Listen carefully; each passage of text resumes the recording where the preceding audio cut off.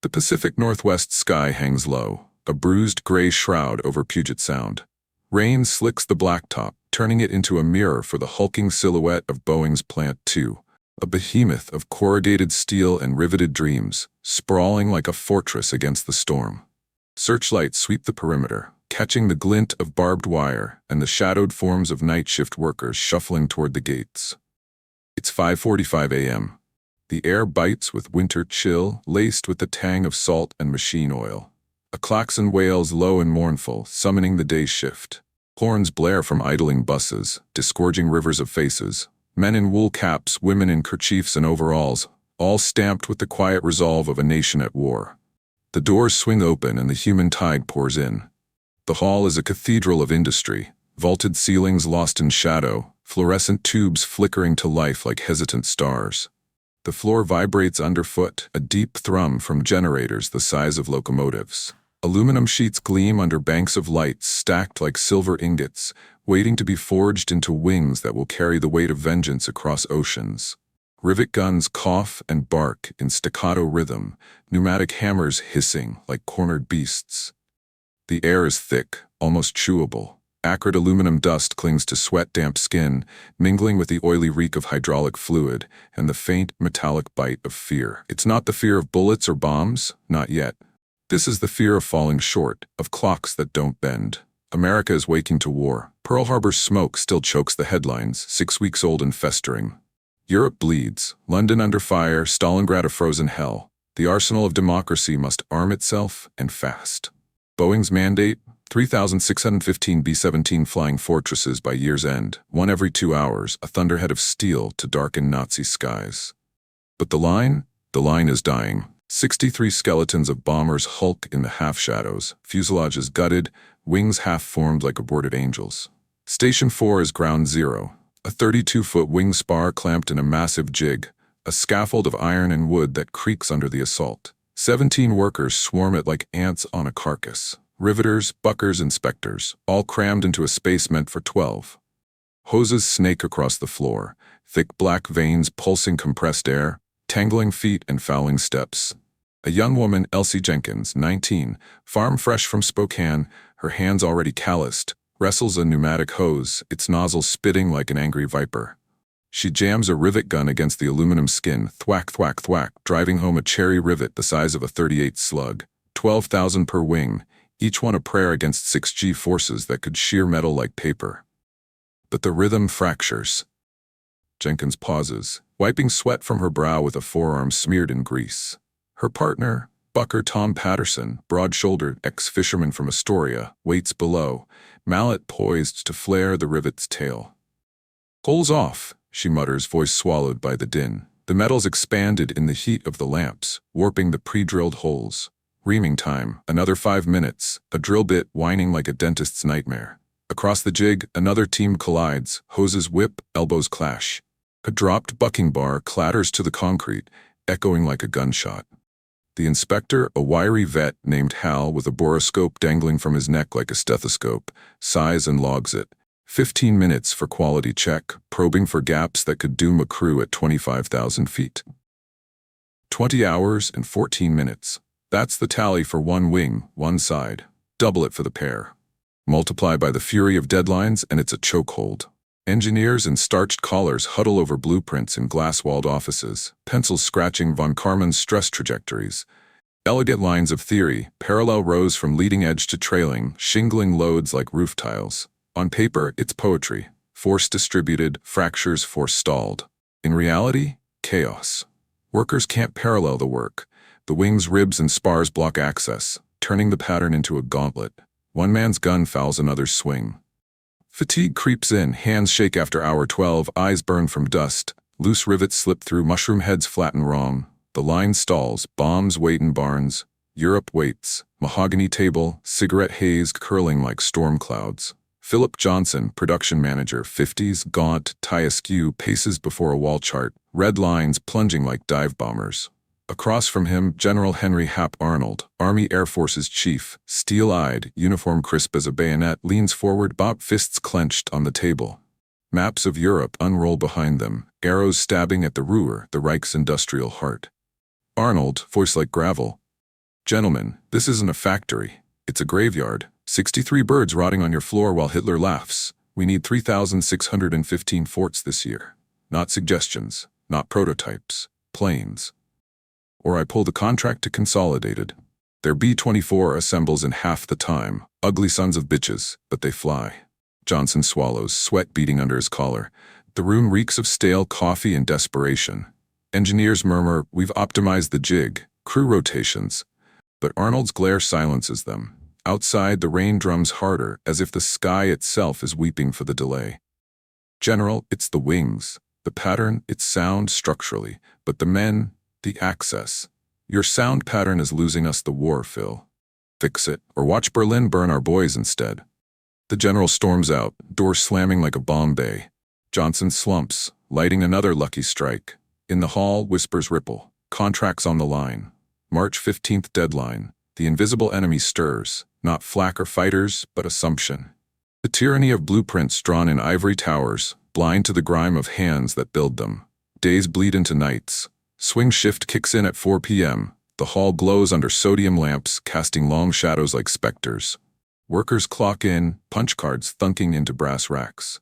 The air grows heavier, dusk heat trapping the day's sweat. Rivet guns bark relentlessly. Rat-tat-tat, brass casings tinkling to the floor like spent shells. Hoses hiss, coiling like serpents around ankles. A woman coughs, aluminum dust painting her lungs silver. Brakes are stolen, lunch pails cracked open amid the roar, sandwiches of Spam and Wonder Bread turning to paste in dry mouths. Enter Frank Shamansky. 31, built like the Detroit steel he once shaped. Not tall, but solid, shoulders broad from years humping door panels at Chrysler's Highland Park plant. His face is a map of quiet endurance. Dark eyes shadowed under a cloth cap, jaw set like a lathe. He moved west in 41, chasing war wages to feed Ruth and the girls. Little Mary, 5, with her pigtails, and toddler Ellen, all curls and giggles. The journey was a blur. Rattling freight cars from Michigan, Ruth clutching a battered suitcase, promises of $1.20 an hour whispering like hope. Now, he clocks in at Station 4, rivet gun slung over his shoulder like a rifle. No fanfare, no speeches, just the click of his time card, and the line swallows him. Frank's not like the others. Not yet. Where Jenkins focuses on her patch of skin, bucking each rivet like a metronome, Frank watches. His hands move sure. Gun steady, driving 3,000 pounds of force per squeeze. But his eyes roam. He sees the cascade. Patterson idles while Jenkins reams. The inspector bottlenecks at the trailing edge. Hoses snag on ribs, yanking guns offline. Workers collide at the spars, curses lost in the din. Why? The question gnaws, not born of classrooms or slide rules, but of motion. Of bodies in rhythm broken by design. One shift bleeds into another. February frost rims the windows, but inside the heat builds. Lamps blazing, bodies pressing. Frank's muscles ache, a deep burn from 12-hour hauls, but his mind sharpens. During a 10 p.m. water break, he leans against a crate, thermos steaming in the chill draft from loading bays. The wing looms before him, half riveted, its skin puckered where rows meet. Straight lines parallel as railroad tracks. Elegant, impatient. He traces a finger along the seam, feeling the subtle curve of the airfoil, the hidden ribs beneath like veins in marble. It's not the men, he thinks, steam fogging his vision. It's the path. The factory pulses on. Engines rumble in distant test cells, a low growl like thunder over the channel. Supervisors bark orders. Tighten that buck, no gaps. Their clipboards shields against the chaos.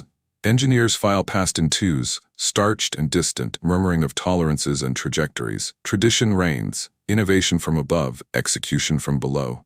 But the clock ticks merciless. March 15th looms, a guillotine blade. 63 stalled birds mock them. The war waits, impatient as a storm. The whistle blows, shrill as shrapnel. Workers slump to benches, the hall falling to a dull roar, idling guns, muffled coughs. Frank pulls his time card from his pocket, its edge frayed. Under the harsh light of a hanging bulb, he pauses. His pencil, stubby, chewed, hovers. Then, with the economy of a man who builds by touch, he sketches. Not straight rows. Not theory. Clusters, tight around the ribs, radiating like spokes from a wheel, following the wing's natural bend. Colors in his mind, red for the leading edge team, blue for the spar crew. Zones that dance without collision. Parallel, he thinks. Like doors on a line. Chrysler's ghost whispers, corner to center, hands never crossing. He folds the card, tucks it away. No fanfare, just a quiet certainty born of sweat and repetition. The whistle blows again, back to the line, thwack, thwack, thwack, but the seed is planted. The factory churns on, deadlines crushing like presses. Wings stall in time, rivets jamming the gears of history. Engineers calculate in silence, supervisors panic in whispers. But one man on the shop floor was about to see what engineers never could, and rewrite time itself. The Motor City pulses under a blood-orange sunset, smokestacks belching like dragons over the Rouge River. Highland Park is a labyrinth of brick and steel, assembly lines churning out DeSoto sedans like clockwork beasts, bodies stamped, doors hung, wheels bolted in a symphony of precision. The air hums with the whine of conveyor belts, the metallic clang of drop hammers shaping fenders from flat steel. Grease monkeys in oil-blackened dungarees swarm the floor, their laughter sharp against the grindstone roar. It's the belly of America, where dreams are riveted to reality, one panel at a time. No war yet, just the quiet grind of the Great Depression's tail end. Wages scraping by on $7.5 a day, families stretched thin as taffy. Frank Shamansky, 26 and raw-boned, wipes rivet dust from his eyes with the back of a gauntleted hand. His apron hangs heavy, pockets bulging with bucking bars and cherry rivets, the tools of a trade learned in the shadow of his father's anvil. Old Jan Shamansky, a bohemian immigrant who fled the old world's pogroms for this new one's promise, only to hammer horseshoes in a livery till his hands knotted like oak roots. Frank's no stranger to motion. Born in a tenement off Joseph Campau, he cut his teeth on the line at Ford's River Rouge at 18, hauling Model T frames, 12 hours for a nickel raise, lungs black from the River Rouge's chemical fog. Now at Chrysler, he's a riveter. Gun in hand, driving AN 470 bolts into door panels, each thwack a stake in the ground of survival. The line moves like a living thing. Panels glide on overhead chains, creak, rattle, creak, swinging into position under banks of arc lamps that buzz like hornets.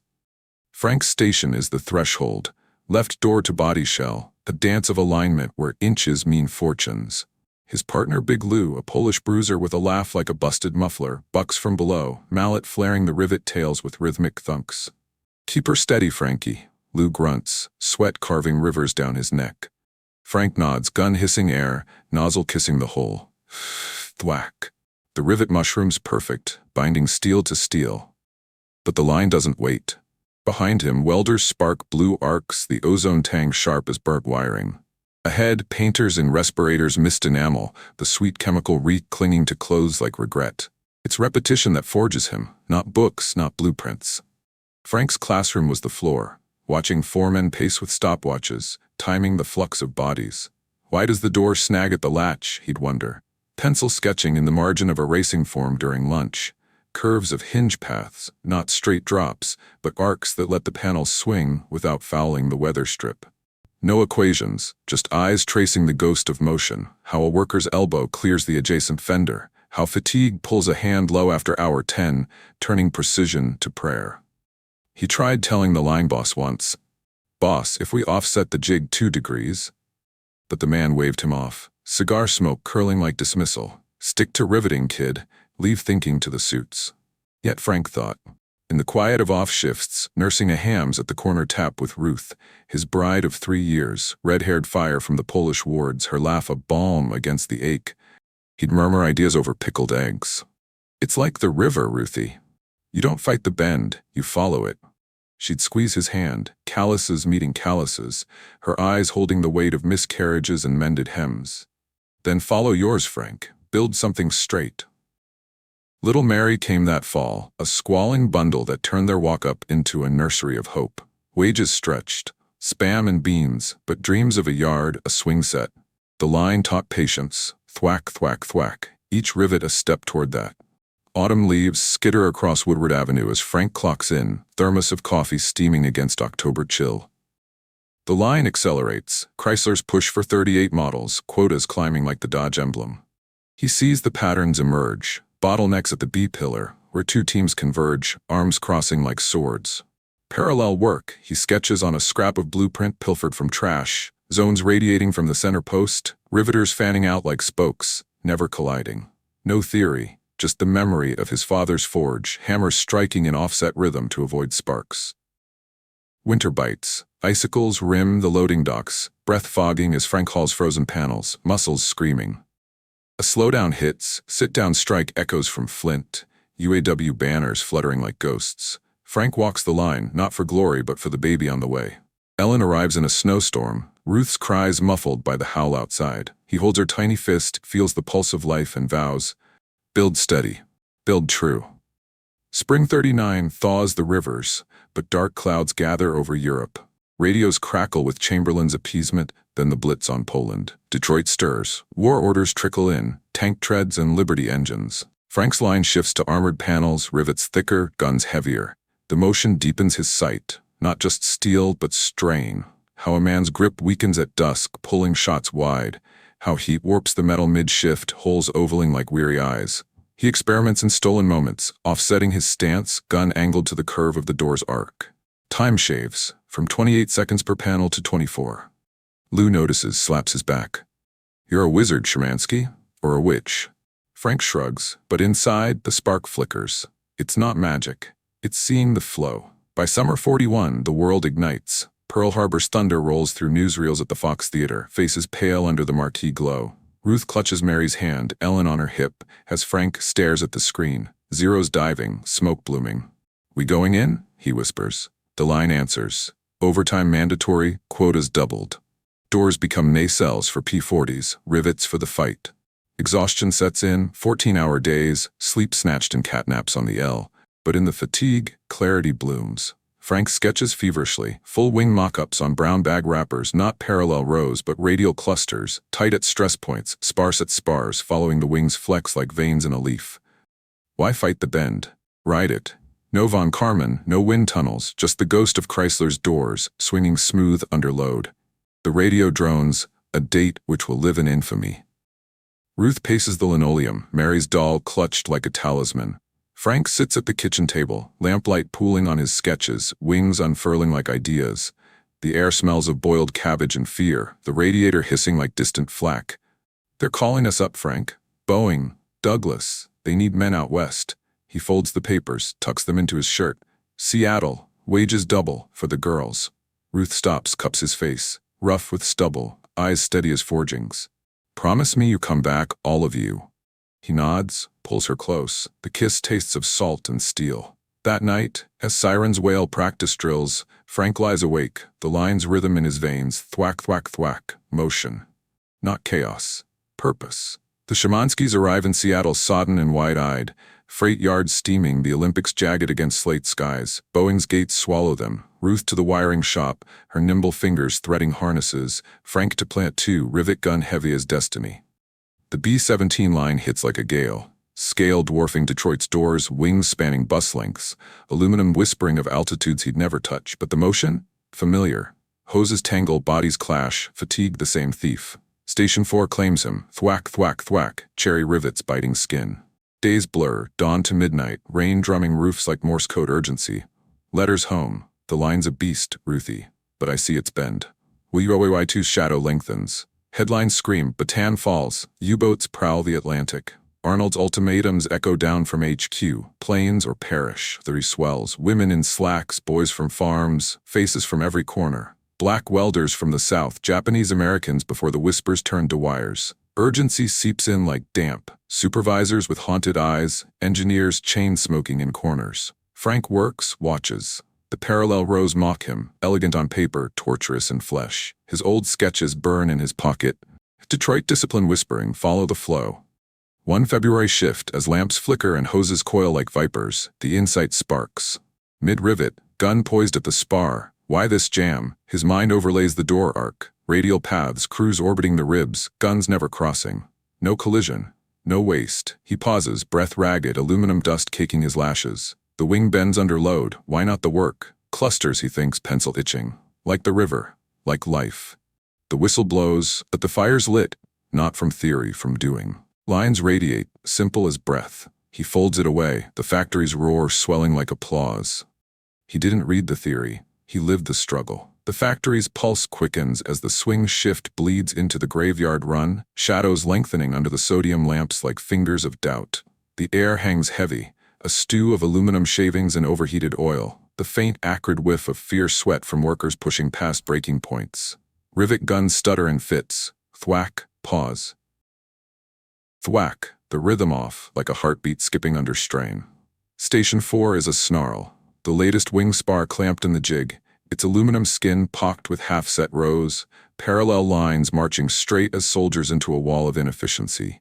Hoses coil like discarded intestines across the concrete, tripping a bucker who curses in Norwegian, his mallet skittering away. Elsie Jenkins, her kerchief askew and eyes rimmed red from dust, wrestles her gun back into line, but the nozzle catches on a rib. Hiss pop, spitting air harmlessly. "God damn it," she mutters, voice raw. Below, Tom Patterson kneels in the growing pile of brass casings, flaring nothing but frustration. Frank Shamansky moves through it like a shadow in the current, his cloth cap low, hands steady despite the 12-hour ache in his shoulders. The sketch burns in his pocket, that crumpled time card with its radial lines, spokes from the spars, clusters hugging the curve, a blueprint born of Detroit doors and wing bends. It's not rebellion, it's remedy. But remedies need voices, and the factory's hierarchy is a ladder greased with assumption. He waits for the lull, the 6 p.m. whistle, a brief mercy where workers slump to crates, thermos lids popping like distant gunfire. Bill Hendricks, the supervisor, 42, ex-Navy machinist's mate with a salt and pepper mustache and a limp from Corregidor, makes his rounds, clipboard under arm like a shield. He's the bridge, office ear to floor tongue, voice gravelly from years shouting over screws. Frank catches his eye as Hendricks pauses by the water fountain, gulping from a dented tin cup. The older man's face is etched with the week's toll, red ink on quotas, Arnold's ghost breathing down necks. "Shamansky," Hendricks grunts, wiping his mouth. "You look like you swallowed a slide rule. What's gnawing?" Frank hesitates, the din fading to a murmur around them. Idling fans whirring, distant hammers echoing like fading thunder. He pulls the card, unfolds it under the lamp's yellow pool. The pencil lines glow faint. Not the straight march of the engineer's von Karman pattern, but a web, tight radial bursts at high-stress spars, looser spirals along the skin, paths that orbit without crossing. It's the flow, Bill, not the metal. We fight the wing's own bend. Parallel rows block us. Teams pile up at the ribs. Hoses snag like it's a goddamn obstacle course. This way, we circle it, like water round a rock. Cut the jams, halve the time. Hendricks squints, tracing a thick finger along the sketch. The air between them thickens, steam from a cooling manifold curling like smoke signals. He's seen ideas before, wild-eyed welders with arc tweaks, inspectors pushing boroscope mods. Most fizzle, but this hums with the floor's truth. No jargon, just marks that map the chaos he's lived. From Detroit, Auto lines.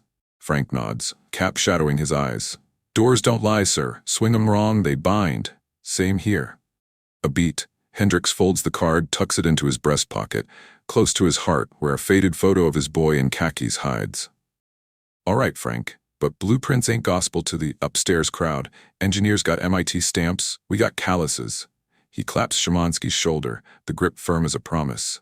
"I'll float it, quiet like. Meet me in the crib at 8, after the eggheads clear out." Hope flickers, fragile as a pilot light. Frank nods, the weight lifting a fraction. It's not glory, he thinks, coiling his hose with deliberate loops, just the line breathing easier, the whistle shrieks dragging them back. Thwack, thwack, thwack. But now, each drive feels like Morse, dot dash, a signal rising. Glass walls fogged with breath, blueprints unfurled like battle maps under drafting lamps. The air is sterile, ink and eraser dust, no sweats tang. 3 engineers in rolled sleeves huddle. Lead man Edgar Wells, balding and bespectacled, slide rule clicking like worry beads. His aide, young Kip Larson, fresh from Caltech, pencil tapping rhythms of doubt. Donald Deviation Titan, borrowed from his own namesake firm for this crisis, looms in the corner, arms crossed, his face a storm cloud over a vested frame. He's desperate. Contracts slipping, his DC-3 legacy now dwarfed by the B-17’s hunger. "Gentlemen," Douglas rumbles, voice like tempered steel. "Theory built this bird. Now it must build." Wells clears his throat, gesturing to the wall chart, red lines deeper than the Rhine. "The pattern's sound, Mr. Douglas. Von Karman's equations distribute shear perfectly. Parallel rows shingle the loads, prevent propagation cracks at altitude." Larson nods, fervent.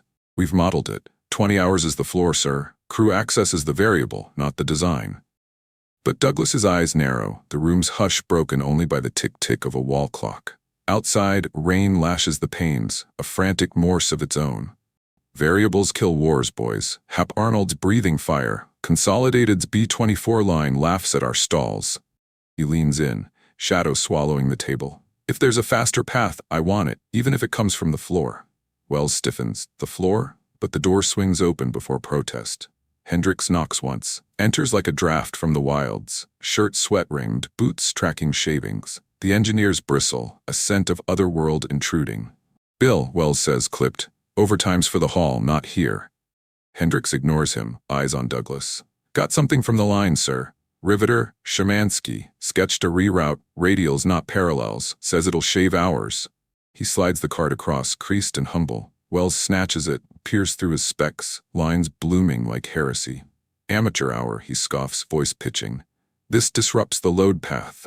Stress concentrations at the hubs could shear mid-flight over the Ruhr. No calculations, no tunnels. It's folly." Larson chimes in, eager to please. "Exactly. Theory isn't guesswork, Bill. It's proof." Hendricks stands firm, mustache twitching. "Proof's in the build, not the paper. Man's got eyes for motion, seen it save shifts in Detroit. Give it a midnight run, no risk to quota." Douglas takes the sketch, holds it to the light, lines simple, inevitable as a river's fork. His mind races, desperation's edge, where empires teeter. James Murray, Boeing's production Veep, mentioned in whispers, a gambler with ledgers, waits in the wings, but here Douglas decides. "Midnight," he says, folding the card. "One wing. Hendricks, you run it. Shamansky drives. If it folds, blame me. If it flies..." His eyes harden. "We rewrite the book." Wells protests, "Mr. Douglas, the liability." But the door shuts on Hendricks's nod, the rejection a wall crumbling to a crack. The invisible enemy rears. Assumption's tyranny, offices blind to the genius in Greece. But a chance glimmers, midnight, when clocks pause and hands prove. The hall quiets as main shifts file out, punch cards thunking into racks, tired laughter echoing to the buses. Rain drums the roof, a relentless tattoo. Frank arrives at the crib, a shadowed alcove of lockers and vending machines, air stale with old sandwiches, finding Hendricks with a thermos and a grin like contraband. "Upstairs bit, kid?" Douglas himself. "One shot, mock wing, scrap aluminum, no eyes but ours." Frank's gut twists, scrap? But he nods, the sketch now gospel in his veins. They gather the unseen. Elsie and Tom pulled from cots with promises of double time. A welder named Rosa, hands steady as her late brother's dog tags. Inspectors Hal and young Mikey, boroscopes slung like talismans.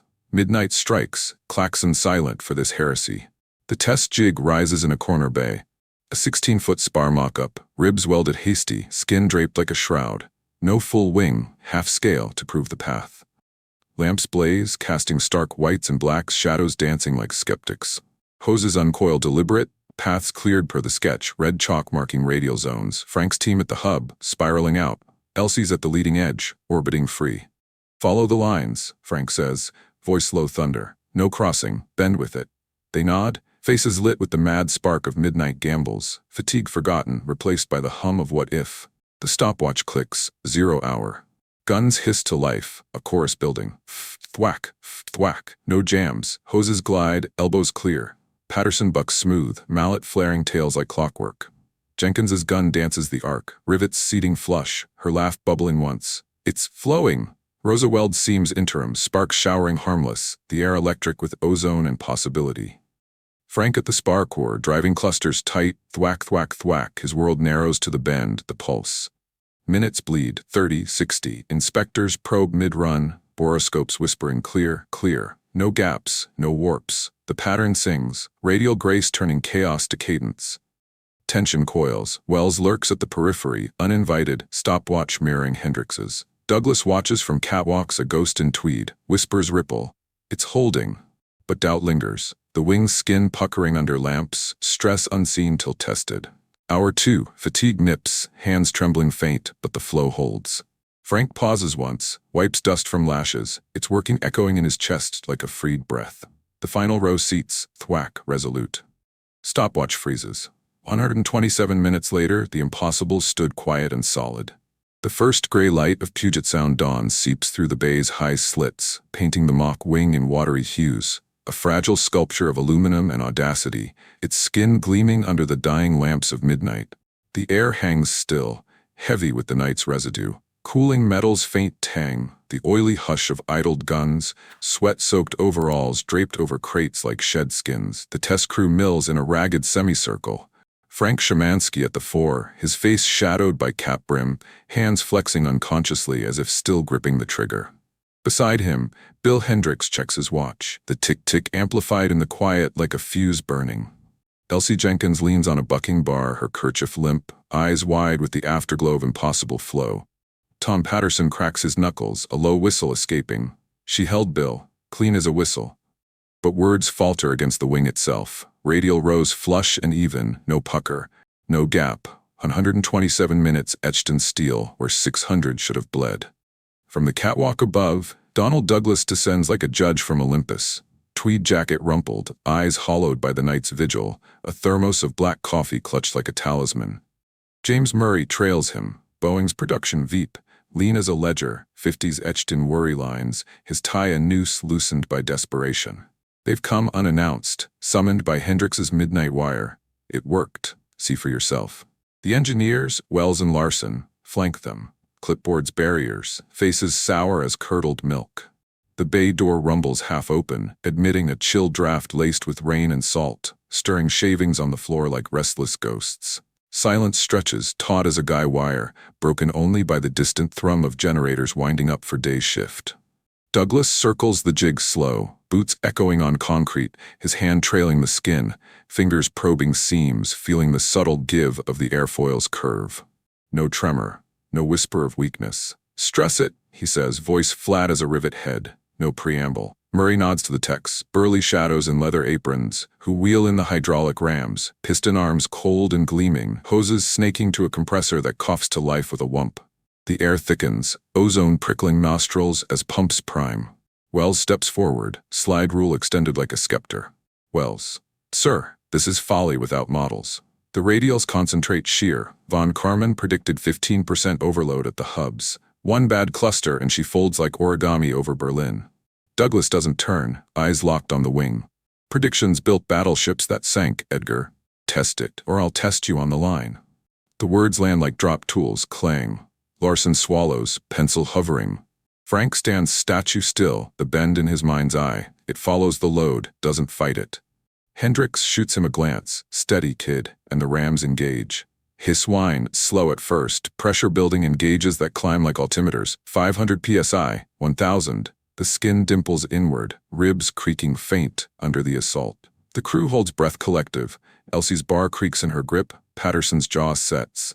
At 2000 psi the wing bends, a graceful arc, aluminum whispering protest but holding, rivets gleaming defiant in their clusters. No pop, no shear. Gauges peak 3500 psi beyond spec and hold. Douglas's hand presses the skin. It springs back true. Silence again, deeper now, the compressors chug fading to echo. Wells stammers, slide rule slipping. Wells said, "Anomalous. Needs tunnels, wind." Douglas cuts him with a look, then turns to Frank. First real gaze, appraising the Riveter like a blueprint unrolled. "You see this in motion?" Frank meets it, voice steady as his gun hand. Frank said, "Indoors, sir. In bends. Steel don't lie if you listen." A beat. Douglas nods once, sharp. Vindication without fanfare. Murray claps Hendricks's back, a rare thaw. "Scale it. Full wings by noon. Quotas wait for no man." The engineers slink away, assumptions cracking like ice under boot. The base stirs, techs dismantling rams, crew exhaling in ragged chorus. Frank touches the skin one last, warm still, alive. Proved, he thinks. Not argued, but proof demands proof upon proof. The day shift horns blare outside, summoning the tide. As the bay empties, whispers ripple. Shamansky's pattern? Douglas signed off. No cheers.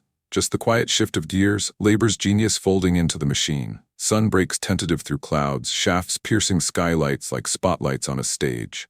The hall surges, workers flooding in, punch cards thunking, the air reviving with thermos steam and chatter. Station 4 transforms. Jigs reconfigured hasty, chalk lines redrawn radial, spokes from spars, orbits round ribs, zones taped with butcher paper and hope. Hendricks briefs the foreman in huddles. Follow the flow, no parallels, bend with her. Skepticism lingers. Riveters doodle? But quota's whip cracks louder. Frank's team expands, Elsie leading the leading edge, her gun now an extension of the arc. Patterson bucking the core, mallet a metronome, Rosa welding interim seams, sparks tracing the pattern like fireflies. New faces slot in, a lanky kid from Tacoma, hands green but eager, a widow from Everett, her grip iron from years on sewing machines turned to riveting. Noon hits, first full wing clamped, a behemoth spar, 32 feet of destiny, skin draped fresh from the shear. Stopwatch zeroed, Hendricks, Douglas watching from the floor now, Murray pacing the catwalk with a radio crackling Arnold updates.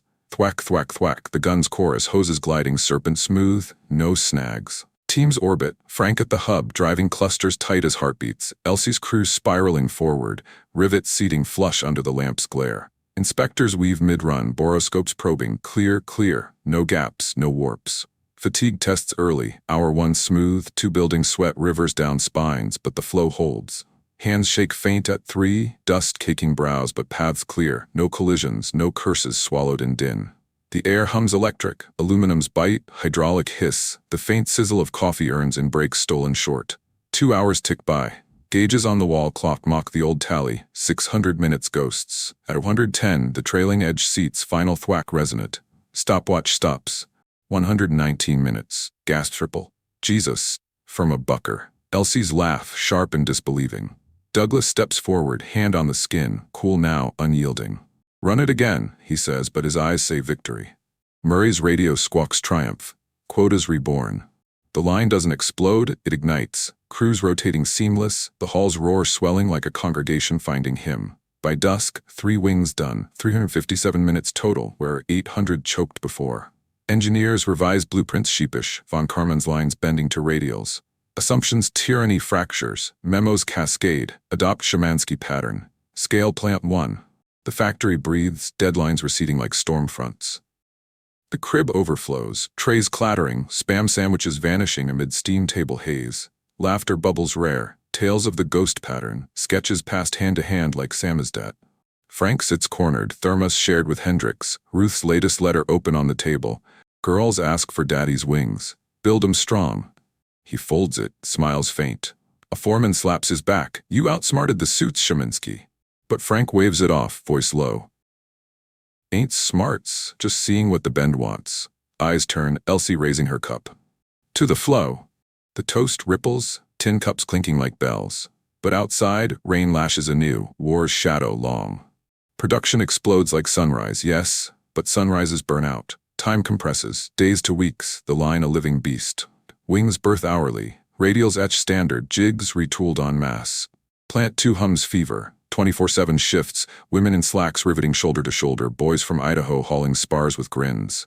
Quotas climb, 100 birds a month, then 200. Fuselages mating seamless, props spinning test runs that shake the rafters. Douglas cables Washington, B-17 output tripled. Arsenal armed. Arnold's reply, terse praise, contracts locked. Europe feels it first, forts thundering over England, bellies heavy with eggs for the Reich. Germany meets the impossible, flak bursting futile, crews returning hold but hail, whispering of wings that held. The pattern spreads, Douglas plants adopt, Lockheed tweaks for P-38s, even Consolidated grudgingly curves their Liberator lines. Frank fades into the rhythm, guns steady, sketches tucked away, letters home thicker with hope. Lines singing Ruthie. Girls'll swing soon. No parades, no stripes, just the quiet surge. Aluminum dust settling like snow, hoses hissing approval. Hands, thousands now, bending time itself. The moral tension eases, intellect bows to experience, not in defeat, but alliance. Triumph from exhaustion, muscles forged in 119-minute fires, minds sharpened on the edge of collapse. Victory humble, labor's genius, not a speech, but a seamless row. Yet the war hungers more. March 15th dawns clear. The stalled 63 skeletons airborne at last, bound for runways that would etch history in contrails. Frank clocks out, cap low, the halls roar a lullaby. He never saw the battlefield, but his hands armed it. The deadline's guillotine falls silent, the sky over Puget Sound a canvas of bruised purples and golds, the Olympics peaks etched like forgotten sentinels against the fading light. Plant 2 exhales. A colossus of riveted seams and humming cranes, its loading bays yawning wide to swallow the fruits of fury. Trucks rumble in convoy, tarps billowing over the 63 stalled B-17’s. Wings now mated full, props shrouded in oilcloth, fuselages gleaming under arc lights that buzz like victory hymns. The air carries the crisp bite of spring salt, mingled with the warm exhaust of test engines. Thrum, thrum, thrum, a low growl that vibrates the blacktop, sending shivers through the ground crew's boots. Workers line the ramps, faces upturned. Elsie Jenkins with a thermos cradled like a child, Tom Patterson wiping grease from his palms on trouser legs worn to threads, Rosa the welder lighting a Chesterfield with hands that still smell of flux. No speeches, no brass bands. Just the quiet surge of metal meeting destiny, bombers rolling out like iron promises bound for Great Falls, Montana, runways that will etch their thunder into the war's spine. Frank Shamansky stands at the edge, cap pulled low against the wind's whisper, his rivet gun slung idle over one shoulder like a decommissioned rifle. The pattern's his now. Radial rows standard from Seattle to Long Beach, blueprints redlined with his pencil ghosts, but fame's a stranger. He watches the last Fort taxi, its tailwheel kissing gravel, props chewing air into a roar that drowns the gulls. They'll hold, he thinks, the Ben's memory warm in his chest like a fresh weld. Ruth's letter crinkles in his pocket. Mary drew a wing today, all swirls and strength. A faint smile cracks his jaw, the ache of separation a dull throb beneath the triumph. Hendricks sidles up, mustache twitching with unspent grins, clapping a hand to Frank's back, firm. Brotherly. You hear Arnold's wire? Boeing's miracle. Didn't name you kid, but hell, those birds got your bones. Frank shrugs, eyes on the vanishing taillights. Frank said, "Bones fly, Bill. I just set the rivets." The truck doors slam, engines cough to life, and the convoy snakes away, headlights piercing dusk like stars conscripted. The line has won its breath, but war's hunger is endless. 300 miles south, under California palms that sway like indifferent witnesses, the pattern migrates. Plant floors mirror Seattle's, jigs reconfigured, chalk radials scrawled hasty, hoses uncoiling in orbital grace. Donald Douglas paces the catwalk, vested frames silhouetted against blueprint reels unfurling like surrender flags.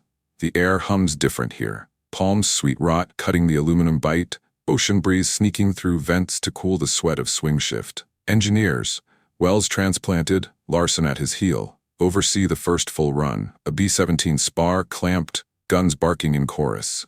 Thwack, thwack, thwack, seamless, 118 minutes ticking down like a prayer answered.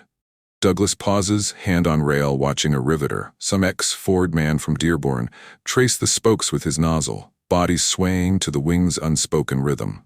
"It spreads," Douglas murmurs to Murray, who's flown down for the right. Murray said, "Like gospel from the floor." Quotas doubled. Washington's buzzing. Roosevelt himself wants numbers.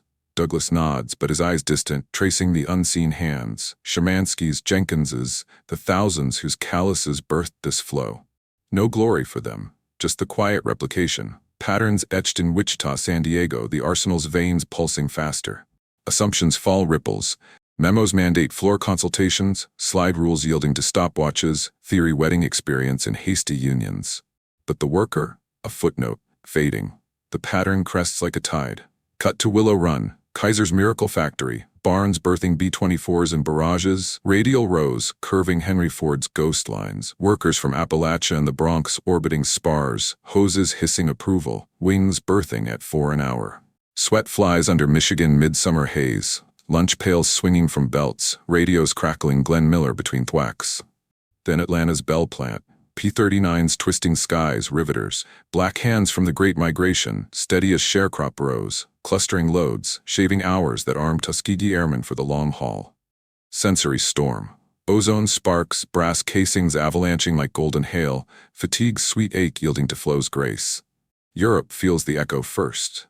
May 42. Forts thundering from East Anglia, bellies dumping 500-pounders on submarine pens, flak blooming black but wings unyielding, radials holding 6G twists over the channel. Crews return ragged, debriefs whispering, "She bent but didn't break." Germany reels, Luftwaffe scrambling, factories choked by the impossible swarm, 1,000 heavies by July, then 2,000, the Reich's steel heart pummeling under avalanches that trace back to a Detroit door swing. Back in Seattle, the line evolves. Women's quotas tripled. Rosie the Riveter posters peeling from walls like old skin, but the hands endure. Frank's shifts blur. Gun steady, but letters home thicken with Ruth's ink. Ellen says Dada's magic. Swings up. Yard dirt turned. He sketches idle now. Playground swings arcing radial. Not for wings, but whimsy.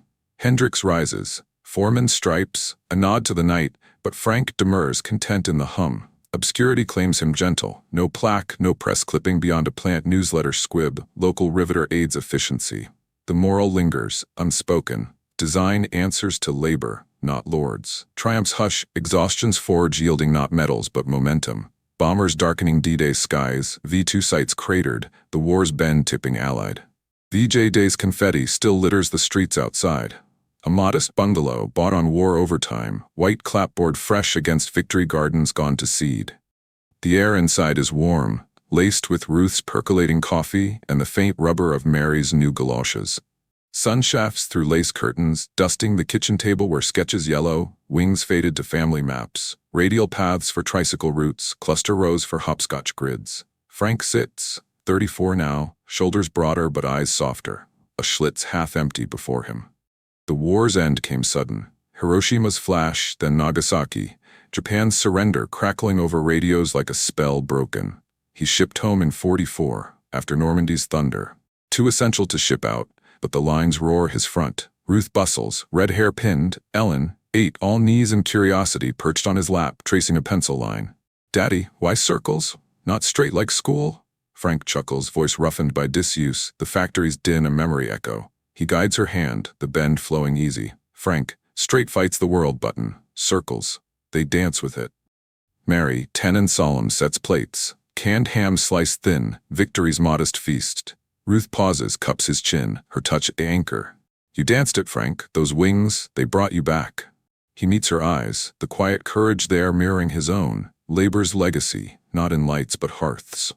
Outside, neighbors' cheers fade, flags limp in the breeze. No fanfare for the riveter. Just this, a yard swing creaking empty, waiting for giggles, the pattern's truth in everyday arcs. Years spool quiet. Frank shifts to civilian lines, Boeing's post-war boom, then back to autos, Chrysler's doors swinging smoother for his ghost tweaks. 50s suburbia claims him. Little League bleachers, PTA potlucks, Ruth's nursing shifts funding college funds. The girls grow, Mary to journalism at UW, Ellen to engineering at Caltech, both carrying the bend in their blueprints. Frank retires 67, hands knotted like his father's, but steady. Golf with Hendricks, visits to the plant museum where a B-17 hangs, wings radial true, plaque generic. To the workers who built the arsenal. He touches it once, fingers tracing seams, we bent time unspoken. Legacy whispers on. The pattern endures. Aerospace texts cite Shamansky clustering, a footnote in von Karman's shadow, but etched in Apollo's skin, space shuttle tiles orbiting loads. Vietnam's phantoms, Gulf War's eagles, all traced to that midnight jig, labor-proving theory's blind spots. Modern lines, Boeing 787, Tesla's gigapresses echo the flow. Floor genius consulted, assumptions felled. Frank fades gentle, 82, a quiet coronary mid-yard work. Ruth beside him, Ellen's hand in his. No headlines, just a service at the plant. Workers lining up silent, rivet guns laid at his grave like salutes. Times montage. 45 headlines blur to 60s moonshots, radials and Saturn V wings bending, gravity's pull. 80s CAD screens digitize the sketch, algorithms learning from motion. Cut to 2025, a sleek Boeing assembly in Everett, drones orbiting spars, AI whispering efficiency up 15%, Shamansky protocol. Young engineers, diverse faces, tablets glowing, pause at holograms of the old fort, tracing spokes. He didn't outrank 'em, one says, voice hushed, outworked the problem. Cut back, Frank's grave under evergreens, moss soft, a single rivet etched on stone, simple as breath. Ruth joins 95, girls scatter ashes over the sound. The echo holds, history glorifies pilots, but built by hands like his. Some revolutions quiet, beginning with pencil on lunch break. Waves lap gentle, a B-17 silhouette ghosting low over water, props thrumming faint, wings bending light. The bend wins, always. He didn't bend steel, he bent time. If you believe forgotten minds deserve their stories told, subscribe for more untold World War II brilliance.